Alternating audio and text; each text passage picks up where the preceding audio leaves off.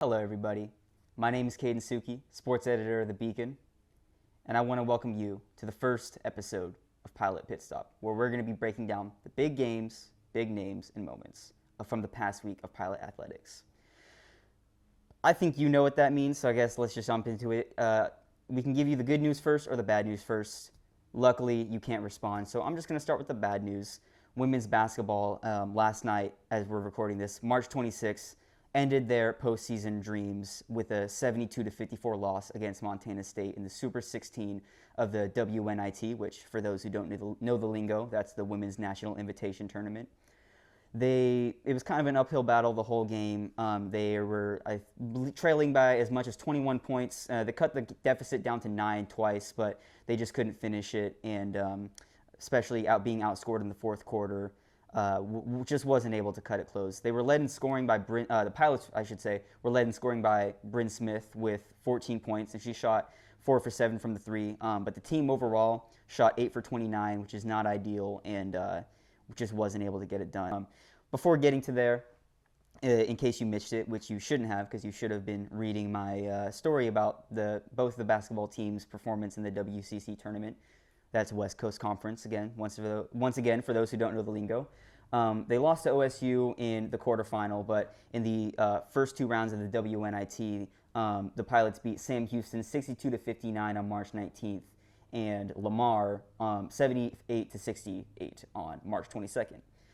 The good news, I should say, is that there are only two people that, it's still early to know for sure, but only two people from this year's roster that probably aren't going to be back next year. Senior guard Natalie Fraley and graduate student Nicole Anderson. And I guess a little bit back into the past, going beyond our little scope here, just because this is the first episode recapping the season now that it is over. On March 3rd, redshirt sophomore guard Diani Anyanev was named to the All-Conference, All-WCC second team, while redshirt sophomore guard Florence Dallow made the third team. And freshman center Julia DeLon made the all-conference freshman team. And with DeLon, she actually led the league. The Pilots as a team led the entire conference with, no, I should say the league, the conference. The entire team led the conference with 5.6 blocks a game, but that was very much spearheaded by DeLon. She averaged the most in the conference with 3.3 a contest, and also added 5 rebounds a game. And so she also she only was able to play 21 games this year, but still led the conference in total blocks with 69, which was also 9th in the nation. And another stat about that is that that sets a new Pilots record for blocks in a season, going back to Rosemary Adams in the 1990-91 season. Anyanev, who made the second team, as I said, led the team in scoring with 11 points a game, 3.9 boards, 2.5 blocks, and also 2.5 steals, which the steals led the conference. So definitely showing up on the offensive and defensive ends. And with Dallow, second on the team with 10.3 points a game, but led the team with 5.3 blocks and also had 1.5 steals. Men's basketball, they've been over for a little bit. Once again, if you have been paying attention to my stories, you might have known that. But freshman guard Joel Foxwell made the all-conference first team and the all-freshman team, which I guess we could have expected that. This was also announced on March 3rd. And a little interesting part about Foxwell is that he was the first Pilot freshman to make the first team since Greg Anthony back in 1987, who he eventually transferred to UNLV, and in the NBA he had stints with the Knicks, Sonics, and the Blazers. And once again, we had the good news, but let's start with the bad news, or the mixed news, I should say.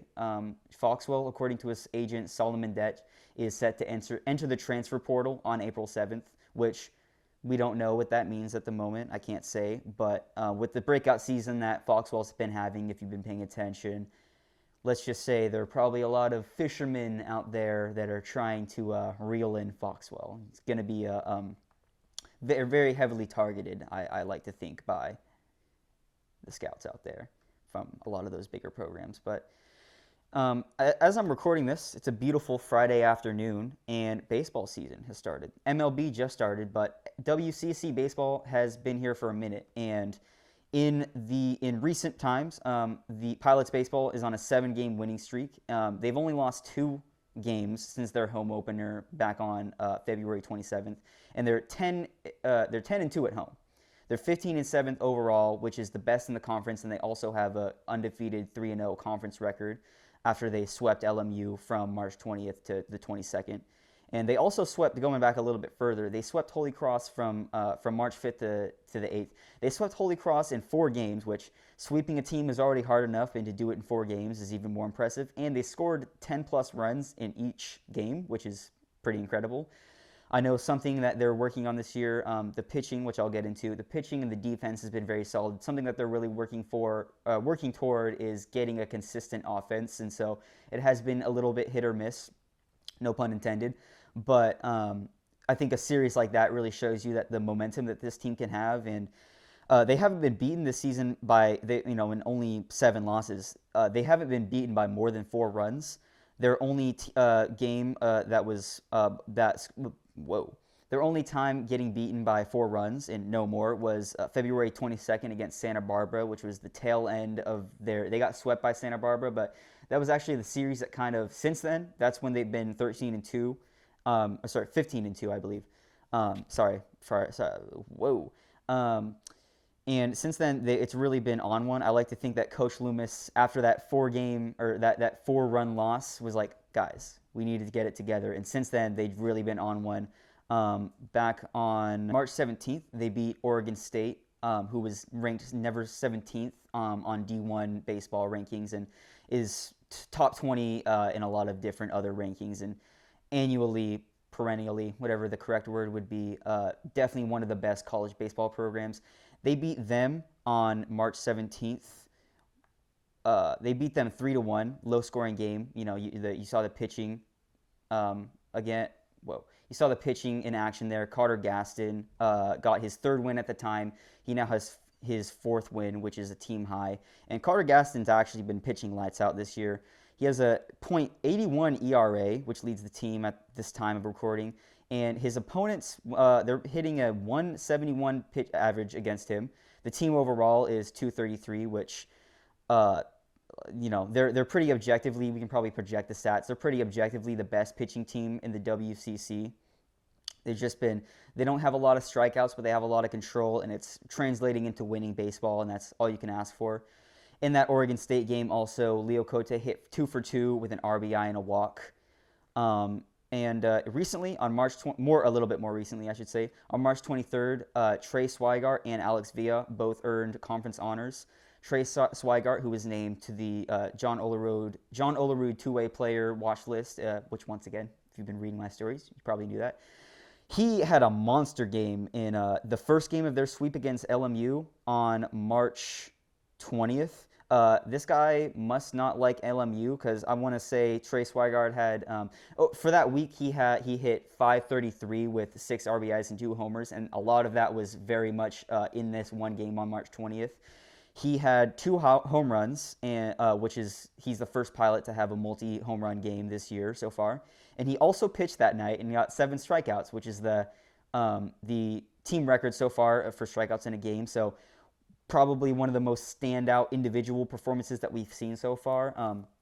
Alex Villa, freshman, earned Freshman of the Week honors, and he got 2 saves in pretty tight games, and his 4 saves are second in the conference as of right now. On March 23rd, later that day, after the rankings came out, the Pilots also beat Northwestern 8-3 in a relatively normal game, except for in the bottom of the 8th, there was an hour or so delay because, as you probably know out there, if you're a pilot out there listening, there was a electrical outage, and so we weren't quite sure. JT Landwehr was up to bat. Luckily, wasn't during a pitch, so we talked to JT about his feelings about that, and it was just a crazy time, very unprecedented. No one had gone through that. And now, as we're recording this today, March 27th, they're set to start their first away conference their first home conference series last week when they played LMU. That was in LA. So they're playing here at Joe Etzel, starting their second conference series against St. Mary's, a 3-game series. And after that, getting very exciting, going to head to Eugene and PK Park to play Oregon on March 31st, which, if you remember from last year, they swept in their 2 games, including the first game which they won on a walk-off. And so that's baseball. get back on track with track and field. I'm going to take a deep breath because this Electric Forest Home, we're going to be talking about track now. And at the Electric Forest Home Open, sorry, don't know why I said that, Electric Forest Open on March 21st, they were very dominant from both the men's and women's, but especially the women's in the, not going to touch the mic again, sorry about that. In the 4x100 meter relay, this quartet of Malia Harvey, Aria Kane, Lola Richardson, and Alexis Leal, they took home first place. And also, PSA to any athletes out there, student athletes, or anyone who knows these people, if I'm mispronouncing these names, can't have that. So please let me know so I don't look like a fool. And then in the 1500 meter, Megan Crum took home second place with a PR. A lot of PRs in this, so we'll project those. I don't have the time or the breath to read out all these wonderful scores. Fourth place was Danica Allen, and number six and seven, shut up. Danica Allen took home, sorry, I already said that. Selena Bangarter took home sixth place, and then seventh was Kate Kebanina, which was also a PR. Like I said, a lot of PRs. Then in the men's 1500, we had a first and second place finish by Nathan Stein and Giuliano Scasso, respectively. And then Elliot Howley took home fourth place, and in seventh was Utaka Roberts. Then, well, like I said, out of breath already, and we're not even halfway through this. In the women's 400 meter, got a first place finish by Rose Paratine and a seventh place finish by Jillian Bremont. In the 100 meter, Aria Kane took a PR at first place, and if you haven't been paying attention, Aria Kane and also Malia Harvey, who I've mentioned, they've been killing it so far. And then also in the 100 meter, Aaliyah Nero took home seventh place. In the women's 800 meter, a first and second and fourth place finish. Lindsay Keynes took home first, Gianna Atkinson followed her, and then Megan Crum, who also finished in the 1500 meter, she took home fourth place in the 800. In the men's 800 meter, we had 3 top 10 finishes again. Just got to give the hands out to the pilots because this is crazy. Gabriel Morrow took home third, Trey Gannon took home fourth, and Elliot Howley came in sixth, all PRs. Then in the women's 200 meter, who else but Malia Harvey and Aria Kane in first and second, also with PRs. Getting sick of saying PRs, guys. Stop being so dominant. Alexis Leal was seventh, and in 10th place was Aaliyah Nero. In the 5,000 meter, Berlin Herrera took home fifth place, and then in the men's 500, once again, don't know why that number is so hard for me. In the men's 5,000 meter, we actually had a lot. But with these another 4 top 10 finishes, Jacob Hupke came in first, Bodie Alderson came in fourth, Elliot McIntosh was in ninth, and Alex Althouse came in 10th. Once again, all PRs. Okay, we're almost done. The meet, at Lewis and Clark closed the indoor season for track and field, and so both teams are now starting indoor tomorrow, as we're recording this, March 28th at the Pacific Open over in Forest Grove, and then after that, they're going to be running, the Stanford Invitational from April 3rd to the 4th. Moving on. Row, row, row your boat. I can't think of a good pun enough on the spot, so I guess we're talking about rowing, guys. Not much to... their meet's a little bit spread out, so I guess I'll go way back to February 26th when senior Rachel Hester and junior Joe Patton were picked to the preseason team for the conference, and Portland overall was picked to finish 7th in the WCC, which their goal every year that they have is finishing top 3 usually, and so working towards that this year once again. On March 7th at the Sacramento State Invite, junior Emma Hansen coxswained the 3rd varsity 8 boat, which won their heat, and sophomore Morgan Eckel was at the stroke. And then later at the Puget Sound Invite on March 14th, which I'm going to double check. Sorry for the other cut. And then I'll start over. I'm pretty sure that's the most recent one still.